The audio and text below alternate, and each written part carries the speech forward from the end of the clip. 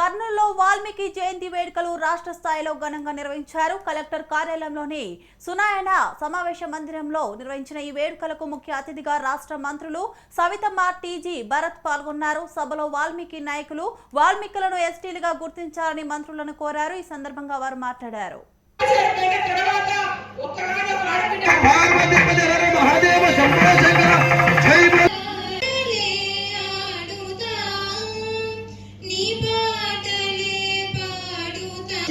సరస్వరామి ఓం నమామి వాల్మీకి నమో నమామి.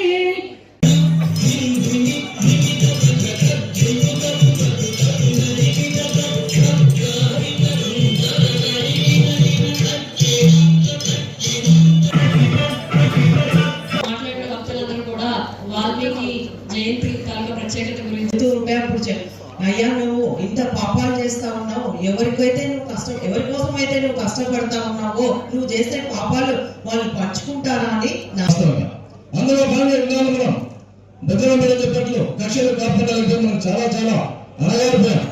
ఈ మధ్యలో తెలిసి చంద్రబాబు గారి దృష్టిలో కూడా ఉంది కాబట్టి 29 లోపాలలో నెక్స్ట్ 2 years 3 years గ్యారంటీ అవుతుందనేది అయితే నాకు నమ్మకం ఉంది. ఎందుకంటే ఇక్కడ పెద్దలు చాలా మంది పంచుకోగలుగుతున్నామంటే బడుగు పడిన వర్గాల కోసం పోరాటం చేసి పార్టీ పెట్టిన వ్యక్తి అన్న నందమూరి తారక రామారావు గారు అనే విషయాన్ని మీకు తెలియజేస్తున్నా.